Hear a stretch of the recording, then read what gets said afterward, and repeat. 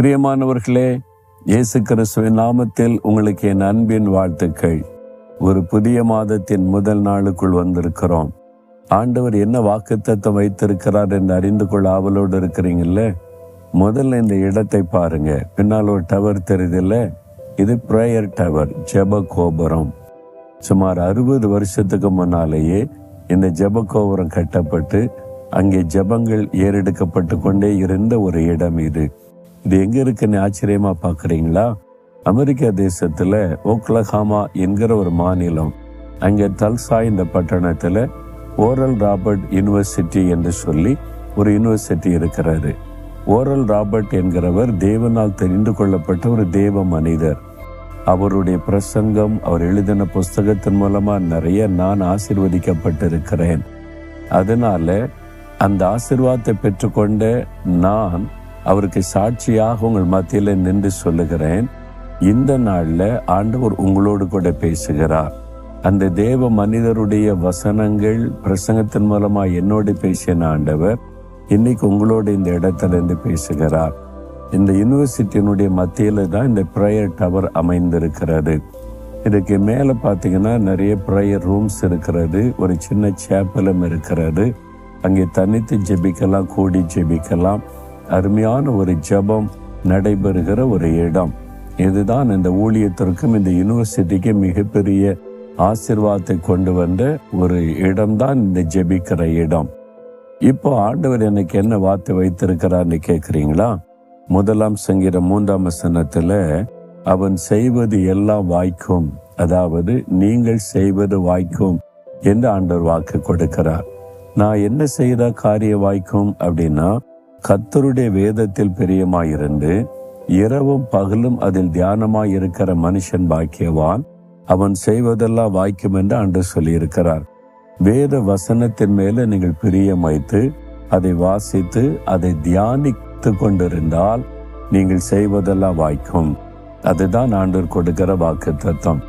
இந்த oral Robert என்ற தெய்வ மனிதர் 60 வருஷத்துக்கு முன்னால அப்பதான் எளிமையா ஊழியத்தை ஆரம்பித்திருந்தார். ஆனா இந்த வேத வசனத்தின் மேல தாகமுள்ள ஒரு மனிதர், வேத வசனத்தை அதிகமா வாசித்து தியானிக்கிற பழக்கமுடையவர். அதனால்தான் அவருடைய பிரசங்கத்துல கர்த்தருடைய வசனத்தை ரொம்ப அருமையாய் அவர் எடுத்து போதிக்கிறதை நான் பார்த்திருக்கிறேன். அதனால் ஆசீர்வதிக்கப்பட்டிருக்கிறேன். அப்ப வசனத்தை தியானிக்கிற அந்த தேவ மனிதரை கர்த்தர் ஆசீர்வதித்தார். வெறுமையாய் கிடந்த இந்த இடத்தை ஆண்டவர் கொடுத்து பெரிய ஒரு யூனிவர்சிட்டியை ஆரம்பிக்க உதவி செய்து இன்றைக்கு அவர் மரித்து தேவ ராஜ்யத்தில் இருந்தாலும் இன்றைக்கும் இந்த யூனிவர்சிட்டியில ஆயிரக்கணக்கான வாலிபர்கள், வாலிப பெண் பிள்ளைகள் படிக்கிறாங்க. இந்த யூனிவர்சிட்டி இன்றைக்கும் திரளான பேருக்கு ஆசீர்வாதமாக இயங்கி கொண்டு இருக்கிறது. எப்படி இந்த காரியம் வாய்த்தது என்று சொன்னால், கர்த்தருடைய வசனம், வேத வசனத்தை தியானிக்கும் போது நீங்க செய்வது வாய்க்கும். அது உங்களுடைய சந்ததிக்கும் ஆசீர்வாதமாக இருக்கும். அதனால இந்த வேத வசனத்தை நேசிங்க, தினந்தோறும் வாசிங்க, அதை தியானிக்கணும். கொஞ்சம் டைம் எடுத்து ஆண்டவருடைய பாதத்துல காத்திருந்து இந்த வசனத்தை கொண்டு ஆண்டவர் என்னோடு என்ன பேச விரும்புகிறார் என்று நீங்கள் தியானிக்கும் போது ஆண்டவர் வசனத்தை கொண்டு பேசுவது உங்களுக்கு விளங்கும். அப்பொழுது நீங்கள் செய்வது எல்லாம் வாய்க்கும் என்று ஆண்டவர் வாக்கு கொடுத்திருக்கிறார். நான் தினம் அதிகாலையில் எழும்பி எனக்காக நான் வேதத்தை தியானிப்பேன். பிரசங்கத்துக்காக வாசிப்பதல்ல, அது 2வது.